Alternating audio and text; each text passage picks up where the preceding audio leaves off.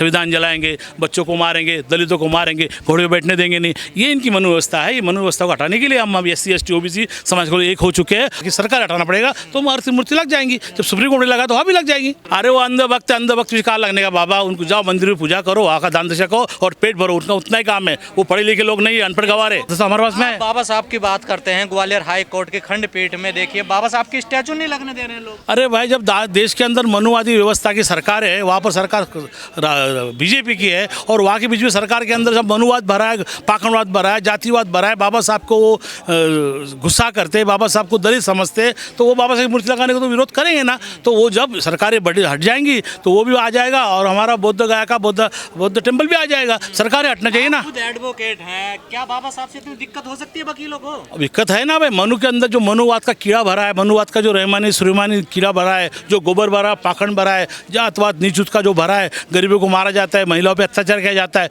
जो हम हकदार बन रहे हैं, हमें शिक्षा मिल रही है, स्वास्थ्य मिल रहा है, ये हमें नहीं देना चाहते। वो चाहते कि हम हमेशा गुलाम बने। इसीलिए मैं चाहता हूँ कि वहाँ की जो मनुवाद व्यवस्था हटाने के लिए वहाँ की सरकार हटाना पड़ेगा, तो मूर्ति लग जाएंगी। जब सुप्रीम कोर्ट लगा तो वहाँ भी लग जाएगी। हाँ, सुप्रीम कोर्ट में तो लगा ना। सुप्रीम कोर्ट के लोग समझदार है, पढ़े लिखे लोग हैं, उनके दिमाग में गोबर नहीं है, कुछ लोगों में होगा भी।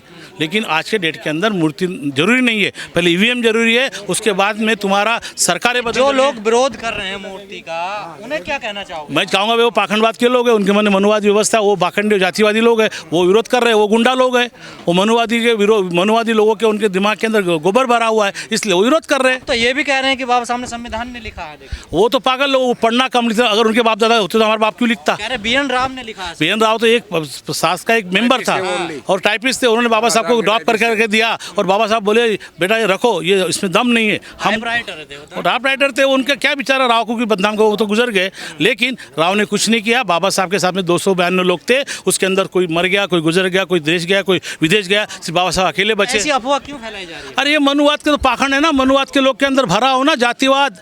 बाबा साहब दलितों के, मुस्लिमों के, दलितों के, OBC के समाज के नेता थे ना, तो ये चाहते कि OBC समाज आगे आएगा, दलित समाज आगे आएगा, मुस्लिम समाज आ गया, तो उनका राइट हक रोकने के लिए मूर्ति हटा दी। बाबा साहब खड़ा रहेगा दिन भर तो रोते रहेंगे, उनके दिन में जलन होगी, बाबा साहब को नमन करना पड़ेगा, इसलिए उनका विरोध है। नहीं, सुप्रीम कोर्ट में जो मूर्ति लगवाई वो भी ब्राह्मण जज थे, और जो आज ग्वालियर हाई कोर्ट में विरोध कर रहे हैं वो भी ब्राह्मण थे। दो तरह के ब्राह्मण तो, कैसे? अरे भाई वही तो बोला, वो ब्राह्मण था, मनुवादी व्यवस्था का एक राइट हैंड था, लेकिन उसने मनुवाद के जो था सुप्रीम कोर्ट ने उसको कुछ अलग अलग फैसले कर दिए और एक हमारी तरफ से कर दिया, एक फैसला कर दिया। पहले उसने उसको हमारा बुद्ध विहार छीन लिया UP का, उसके बाद में उन्होंने जो हमारे राइट से वो छीन लिए थे, सत्यमेव जयते निकाल दिए थे, तो उन्होंने गलत काम तो कर गया था, लेकिन उसको एक काम तो अच्छा करना है, इसलिए उसने एक काम मूर्ति अच्छा कर लगाने का काम किया। और आज ये लोग भी पाखंड लोग जो ग्वालियर में, ये भी कल आज लोग लग पाएगी मूर्ति?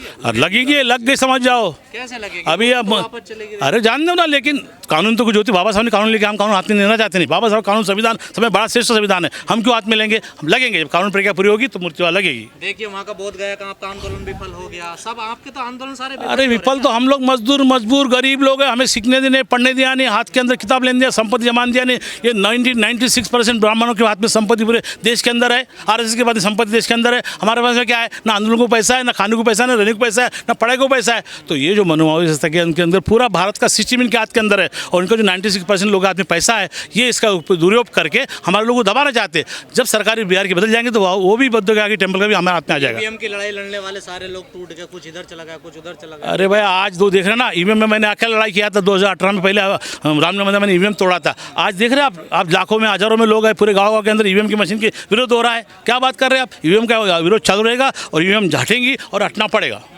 कुछ लोग कह रहे हैं कि बाबा साहब ने मनुस्मृति जलवाई थी इसलिए हम उनका विरोध करते हैं।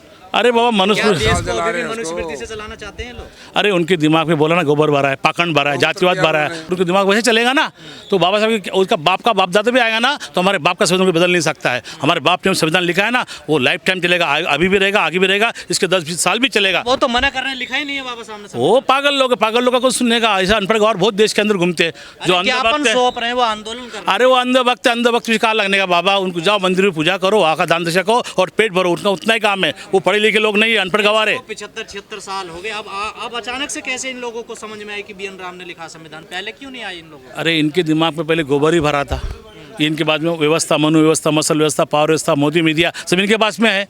तो अभी उनको देख रहा है कि ये 90% SC ST OBC मुस्लिम समाज एक आ रहा है, तो इनको कैसा रोका जाएगा? तो संविधान की बात करेंगे, संविधान के विरोध में जाएंगे, संविधान जलाएंगे, बच्चों को मारेंगे, दलितों को मारेंगे, घोड़े पे बैठने देंगे नहीं। ये इनकी मनोव्यवस्था है। ये मनोव्यवस्था को हटाने के लिए हम SC ST OBC समाज को एक हो चुके हैं और आने वाले दिनों में इनको हम गिरा के एक दिखाएंगे। बात समझ में नहीं आती गवई साहब, ये कभी कहते हैं संविधान बदल देना चाहिए, खराब है। आप कह रहे हैं संविधान हमारे आदमी ने लिखा, BN राव ने। अरे वो वही बात करेंगे, उनके पास दूसरा कुछ काम ही नहीं है। पता नहीं है क्या है ये मामला। वो पढ़ते नहीं ना है। बात करते कभी संविधान हमारा। अरे वो पढ़ती नहीं, तो इसलिए उनको वही बात करेंगे ना। उनके जिम्मे गोबर भरा है, राम राम राम राम, दिन भर राम राम करो, पैसा कमाओ, लोगों को, गरीबों को लूटो, शोषण करो और जातिवाद व्यवस्था फैलाओ और अपना पेट भरो। एक कामचोर लोग है, पाखंड लोग है। ये देश के अंदर 96% के बाद आबादी जो है ना, उनके पास पैसा जमा हुआ है। ये 17 साल से देश को लूट रहे हैं। अभी तो 50 साल देश पूरा पीछे चले गया। बीमारियों ने बड़ी रैली करी है, देखिए मूर्ति लगाने के लिए। बहुत चक्का जाम कर दिया था। 11 तारीख को पूरी भीम आर्मी, हमारे नेता विनय रतन सब वहाँ पहुँचे हुए थे। कोई असर पड़ेगा? असर पड़ेगा पड़ेगा पड़ेगा। 3 महीने का टाइम दिया है भीम आर्मी ने। संविधान को मानने वाले लोग हैं, ज्ञापन दे गए उनको, और जो ना उनको टाइम दिया है उस टाइम में लगा देंगे, बैठे ना तो फिर लग जाएगी मूर्ति। लगेगी लगेगी 100% लगेगी। फिर मैं ये कह रहा हूँ, क्या वो जो विरोध कर रहे हैं मनुवादी, वो अपनी बात रख रहे हैं। क्या बात रख रहे हैं? आप लोग राजनीति गलत उपयोग कर रहे हैं बाबा साहब। नहीं, वो बाबा साहब से, जब बाबा साहब जीवित थे जब भी उन लोगों को प्रॉब्लम थी। बाबा साहब जाने के बाद उनके पुतलों से भी प्रॉब्लम है। अरे उनको तो शर्म आनी चाहिए। सब कुछ परमिशन थी और सरकार ही लगवा रही थी, और लास्ट मीटिंग में वो जान पूछ के नहीं आए। नहीं तो जो ना वहाँ कोर्ट का आदेश भी नहीं मान रहे वो वकील।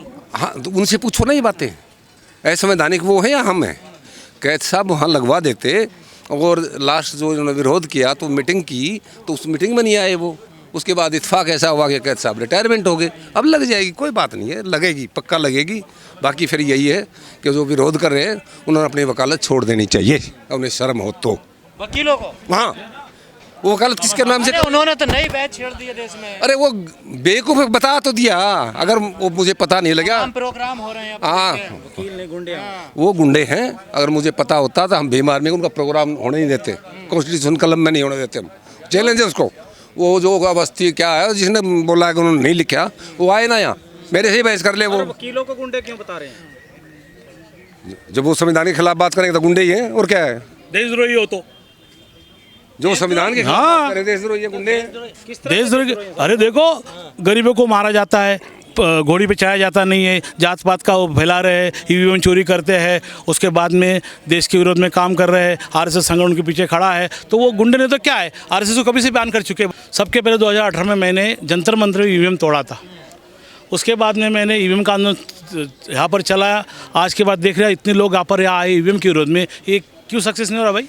हमने उनको 240 से रोक दिया। कोई फर्क नहीं पड़ रहा ना। देखिए, अरे सरकार क्यों फर्क नहीं पड़े? 405 से रोका ना हमने, कौन जिम्मेदार है? हम तो गली गली गाँव गाँव घूमे, जब भी तो आज EVM की वजह से उनको आज घुटने पे आना पड़ा। एक तरफ नायडू को लिया, एक तरफ नीतीश को लिया।